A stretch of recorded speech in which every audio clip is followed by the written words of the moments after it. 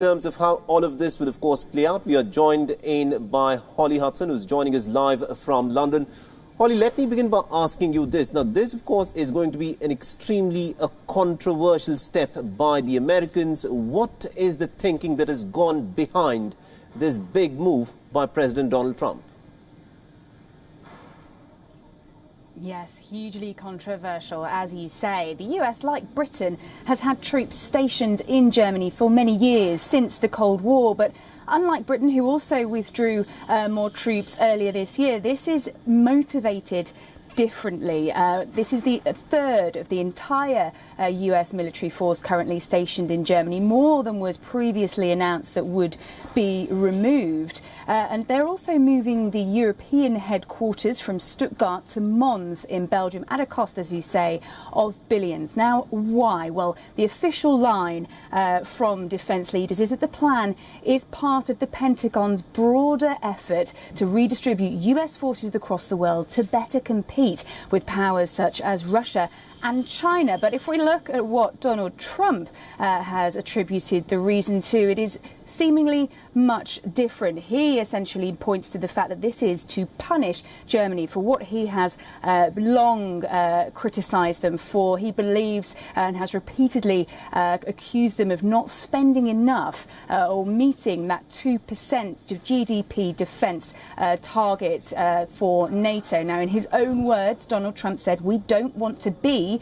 the suckers anymore. We're reducing the force because they're not paying their bills. They are delinquent," a word he keeps repeating. And on Twitter, in the early hours of this morning, he said Germany pays Russia billions of dollars a year for energy. Also, Germany's very delinquent in their 2% fee. So NATO have attempted to downplay this situation, highlighting the fact that Germany have at least consulted with them before this announcement, as opposed to previously. But obviously, this hasn't gone down well in Germany at all. If I just read you a statement on Twitter by Peter Bayer, the German government coordinator for transatlantic relations. He said that this makes no geopolitical sense for the US.